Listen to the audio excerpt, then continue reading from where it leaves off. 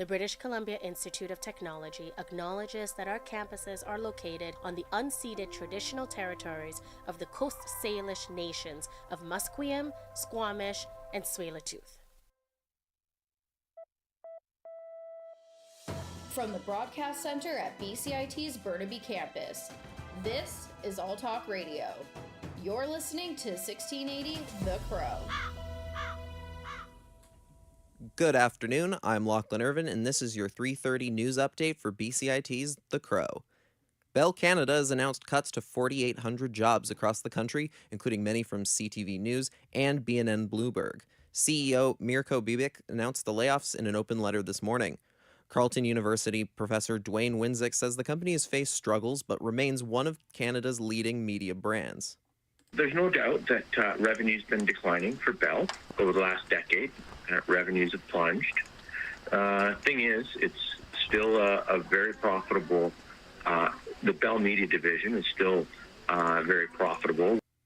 As part of those cuts, Bell will be selling 45 of their 103 radio stations, which includes 21 in BC alone. David Eby has announced that the Rental Protection Fund is protecting affordable homes. Our reporter Sean Park has the story on how more work could be done. Premier Eby says the fund will go to protecting 290 homes in Coquitlam. Andrei Pavlov is a professor of finance at SFU's Beatty School of Business. He says the funds are counterproductive and not helpful at all.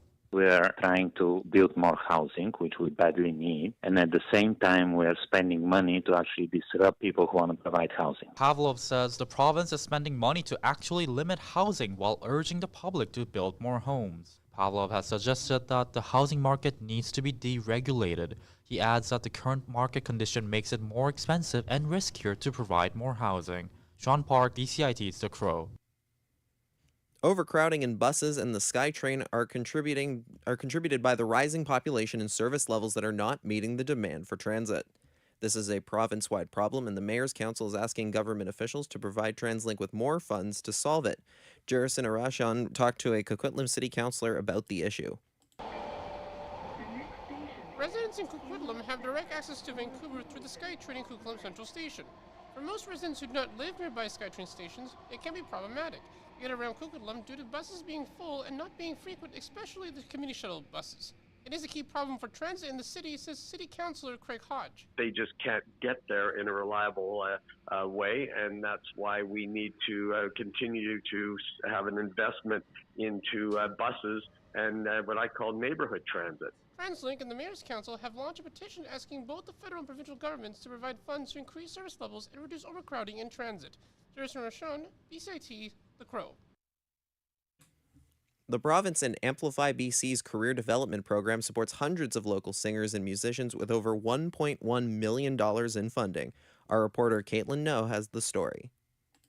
The province announced yesterday that the grant will promote BC's tourism industry and create more job opportunities for people throughout the region. Vancouver-based classical singer Z. Liu says the grant is important to help emerging local artists collaborate and get out into recording studios. Many artists, when they start out, they don't necessarily have the funding. They might have the talent and the creativity, but not the funding to make the projects happen. So I think it's really important that artists get a chance to bring their projects to life. Other funding as part of the program will go to encouraging out-of-province talent to come to Vancouver and supporting local live music events. Caitlin O, BCIT's The Crow. Our reporter Caitlin joins us now. Caitlin, when was the Amplify BC grant program introduced? So the program was first introduced in April of last year, and they said they would contribute over $22 million over the next 3 years as part of a larger music support fund. And who will be receiving the funding? So yesterday, the province announced a list of over hundreds of local artists, and there will also be live music venues and cultural festivals receiving funding as well. Perfect. Thanks so much, Caitlin. Thank you.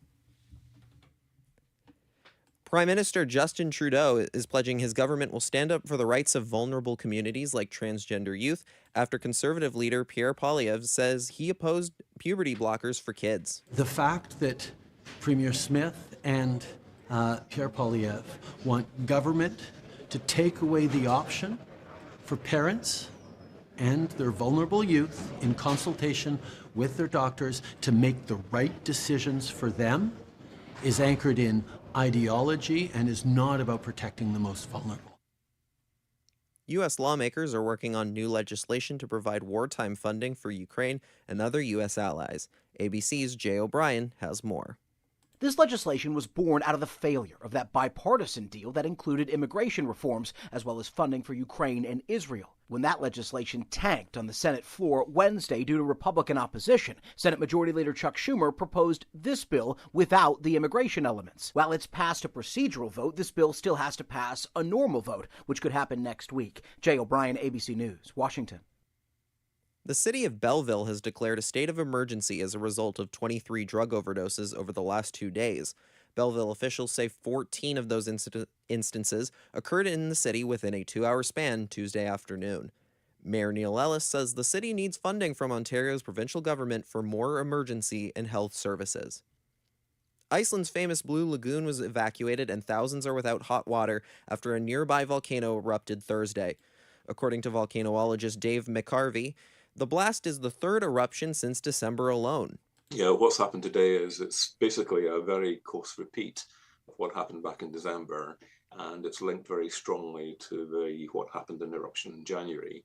We have magma collecting beneath a particular part of the ground in the area, and then every so often it reaches a point where it moves sideways and then erupts along a crack in the ground. And in entertainment news, Usher talked about his upcoming halftime show ahead of the Super Bowl and is planning to mix in a little bit of his whole career into the performance. What I did is I was very mindful of my past, celebrating my present, which is here in Las Vegas, and thinking about where we're headed in the future. And that was really the idea. What songs do I feel people know me for? What songs have been a celebration of all of the journey of what life and love and emotion has been offered in my music. And in weather, expect a mixture of sun and cloud throughout the day. Right now in Burnaby, it's 7 degrees with a high of 8 and a low of 2. And that was your 3:30 news update. We're going to take a short break, but stay tuned for sports.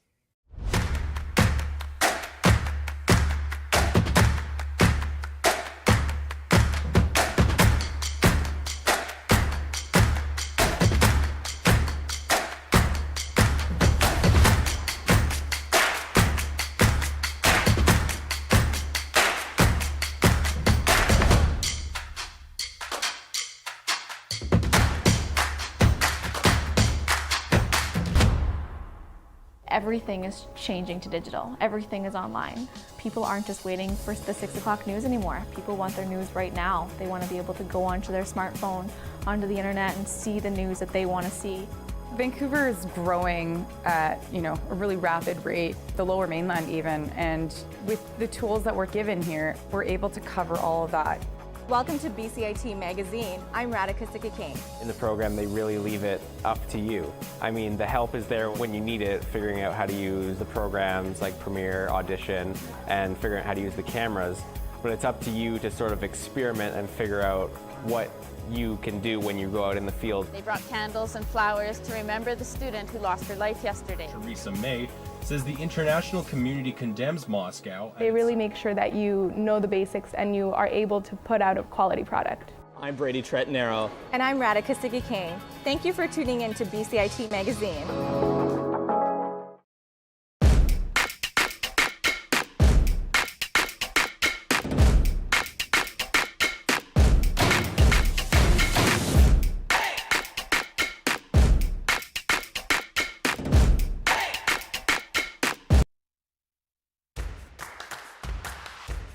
This is sports on 1680 The Crow. Welcome to your sports update. We're just about 20 minutes out from the Vancouver Canucks squaring off against the Bruins in Boston. The Canucks are on the second leg of a 5-game Eastern road trip, coming off their 3-2 win in Carolina on Tuesday.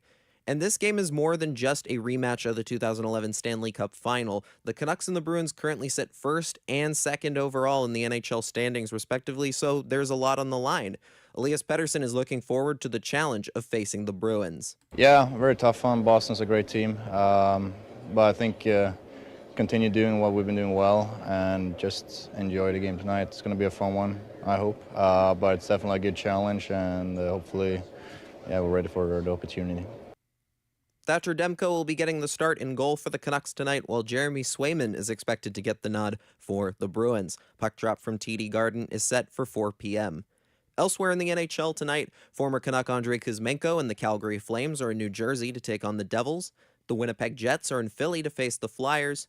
The Hurricanes are hosting the Colorado Avalanche, and the Panthers take on the Capitals. All of those games getting underway at 4 p.m. The Islanders and the Lightning face off at 5 p.m., and in the late game, the Coyotes host the Golden Knights. Moving over to basketball, the Toronto Raptors were busy ahead of today's NBA trade deadline. The Raps acquired center Kelly Olynyk and guard Ochai Agbaji from the Utah Jazz for guard Kira Lewis Jr., forward Otto Porter Jr., and a 2024 first-round pick. Olynyk is a native of Kamloops, BC, and was part of the Canadian national team that finished third in last year's FIBA World Cup. Then later on in the day, the Raptors sent guard Dennis Schroeder and forward Thaddeus Young to the Brooklyn Nets for guard Spencer Dinwiddie. For a more comprehensive look at the NBA trade deadline, here's Gethin Kulba. The NBA's trade deadline has come and gone with a flurry of moves. Among them, the Knicks bolstered their bench, adding Bojan Bogdanovic and Alec Burks from the Pistons. Meanwhile, the 76ers acquired Buddy Hield from the Pacers and dealt Patrick Beverley to the Bucks. The Nets dealt Spencer Dinwiddie to the Raptors for Dennis Schroeder and Thaddeus Young. The Raptors also landed Toronto native Kelly Olynyk in a trade with the Jazz. Gordon Hayward is headed to the Thunder from the Hornets, who sent P.J. Washington to the Mavericks in a deal involving Grant Williams and Seth Curry. I'm Gethin Kulba. And finally today, the medals for the Paris 2024 Summer Olympics were unveiled, and each will include a piece of metal from the Eiffel Tower. Here's Karen Chamas of the Associated Press with more. An Olympic medal inlaid with a piece of the Eiffel Tower. How's that for a monumental prize? A hexagonal polished chunk of iron taken from the iconic landmark is being embedded in each gold, silver and bronze medal. The unique prizes will be hung around athletes' necks at the July 26th to August 11th Paris Olympic Games and Paralympics that follow. Joachim Ronsin, the head of design at the Paris Games Organizing Committee, told the AP, "Of course, having a gold medal is already something incredible, but we wanted to add this French touch, and we thought that the Eiffel Tower would be this cherry on the top." I'm Karen Chamas. And this has been your 3:30 Sports Report. I'm Lachlan Irvin for BCIT's The Crow.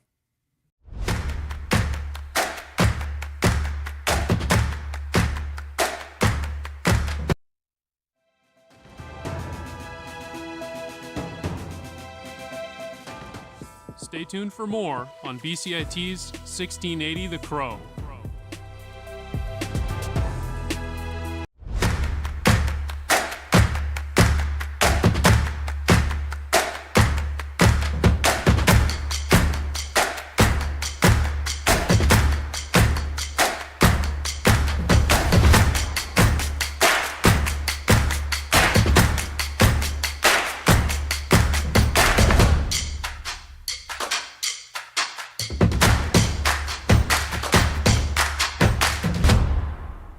Everything is changing to digital. Everything is online. People aren't just waiting for the 6 o'clock news anymore. People want their news right now. They want to be able to go onto their smartphone, onto the internet and see the news that they want to see. Vancouver is growing at, a really rapid rate, the Lower Mainland even, and with the tools that we're given here, we're able to cover all of that. Welcome to BCIT Magazine. I'm Radhika Sikikane. In the program, they really leave it up to you. I mean, the help is there when you need it, figuring out how to use the programs like Premiere, Audition, and figuring out how to use the cameras. But it's up to you to sort of experiment and figure out what you can do when you go out in the field. They brought candles and flowers to remember the student who lost her life yesterday. Theresa May says the international community condemns Moscow. They really make sure that you know the basics and you are able to put out a quality product. I'm Brady Tretanero. And I'm Radhika Sikikane. Thank you for tuning in to BCIT Magazine.